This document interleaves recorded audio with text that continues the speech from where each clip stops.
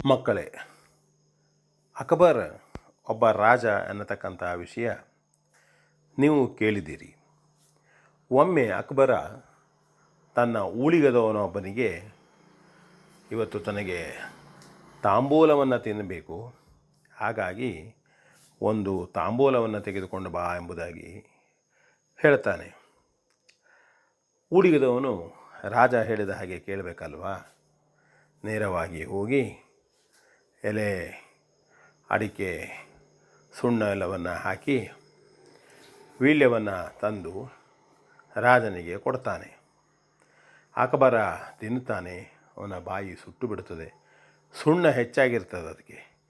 ಆಗ ಉಳಿದವನಿಗೆ ಬೈತಾನೆ, ಏನೋ ಸುಣ್ಣ ಈ ರೀತಿ ಹಾಕಿದ್ದಿ ನೀನು ಎಂಬುದಾಗಿ, ಇನ್ನು ಮುಂದೆ ಈ ರೀತಿ ಹಾಕಿದರೆ ನೋಡು ಎಂಬುದಾಗಿ ಅವನಿಗೆ ಎಚ್ಚರಿಕೆಯನ್ನು ಕೊಡ್ತಾನೆ, ನನಗೆ ಶಿಕ್ಷೆಯನ್ನು ಕೊಡುತ್ತೇನೆ ಎಂಬುದಾಗಿ.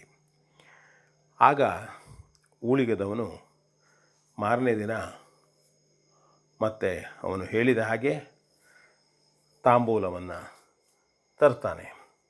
ಆಗಲೂ ಕೂಡ ಆ ತಾಂಬೂಲದಲ್ಲಿ ಸುಣ್ಣ ಹೆಚ್ಚಾಗಿರ್ತದೆ. ಅಕ್ಬರನ ನಾಲಿಗೆ ಸುಟ್ಟು ಬಿಡ್ತದೆ.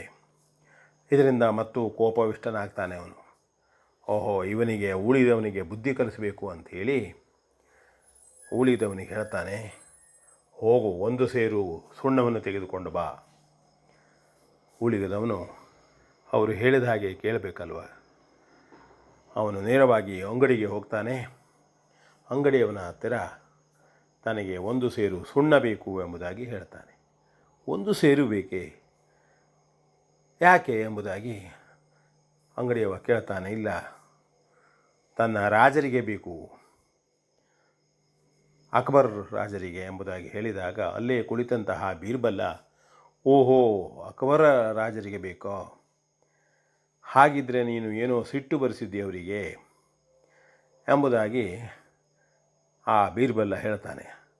ಆಗ ಹೌದು ಸರ್, ತಾನು ಹಾಗೆ ಮಾಡಿದ್ದೇನೆ ಎಂಬುದಾಗಿ ಹೇಳಿ ಸುಣ್ಣ ಹೆಚ್ಚಾದ ಬಗ್ಗೆ ಬೀರ್ಬಲ್ಲನಿಗೆ ಸರಿಯಾಗಿ ಆ ಊಳಿಗದವನು ವಿವರಿಸ್ತಾನೆ. ಆಗ ಆ ಊಳಿಗದವ ಅವನು ಹೇಳ್ತಾನೆ, ಸುಣ್ಣವನ್ನು ಕೊಡುವ ಮುಂಚೆ ಮನೆಗೆ ಹೋಗಿ ಒಂದು ಸೇರು ತುಪ್ಪವನ್ನು ನೀನು ಕುಡಿದು ಹೋಗು ಎಂಬುದಾಗಿ ಹೇಳ್ತಾನೆ. ಊಳಿಗದವ ಕೇಳ್ತಾನೆ, ಯಾಕಪ್ಪ ಒಂದು ಸೇರು ತುಪ್ಪ ನಾನು ಯಾಕೆ ಕುಡಿದು ಹೋಗಲಿ, ನಾನು ಹೇಳಿದಷ್ಟು ಮಾಡೋದೇನು, ರಾಜರ ಮನೆಗೆ ಹೋಗಬೇಕಲ್ಲ ನಿನಗೆ, ನಾನು ಹೇಳಿದಷ್ಟು ಮಾಡು ಎಂಬುದಾಗಿ ಬೀರ್ಬಲ್ಲ ಅವನಿಗೆ ಗಟ್ಟಿಯಾಗಿ ಹೇಳ್ತಾನೆ. ಆಗ ಅವನು ನಂಬಿ ಮನೆಗೆ ಹೋಗಿ ಒಂದು ಸೇರು ತುಪ್ಪವನ್ನು ಕುಡಿದು ಹಾಗೆ ಒಂದು ಸೇರು ಸುಣ್ಣವನ್ನು ತೆಗೆದುಕೊಂಡಿದ್ದಾನಲ್ಲ ಅದನ್ನು ತೆಗೆದುಕೊಂಡು ಅಕ್ಬರನ ಆಸ್ಥಾನಕ್ಕೆ ಹೋಗ್ತಾನೆ. ಆಗ ಅಕ್ಬರ ಅವನಿಗೆ ಆ ಸುಣ್ಣವನ್ನು ಕುಡಿಯಲಿಕ್ಕೆ ಹೇಳ್ತಾನೆ. ಕುಡಿತಾನೆ ಮತ್ತು ಅವನು ಮನೆಗೆ ಹೋಗ್ತಾನೆ. ಆಗ ಮನೆಗೆ ಹೋದ ಕೂಡಲೇ ಅವನಿಗೆ ಪೂರ್ಣ ಸುಣ್ಣ ಮತ್ತು ತುಪ್ಪ ವಾಂತಿಯಾಗಿ ಹೋಗಿಬಿಡ್ತದೆ. ಅವನಲ್ಲಿ ಸುಣ್ಣ ನಿಲ್ಲುವುದಿಲ್ಲ.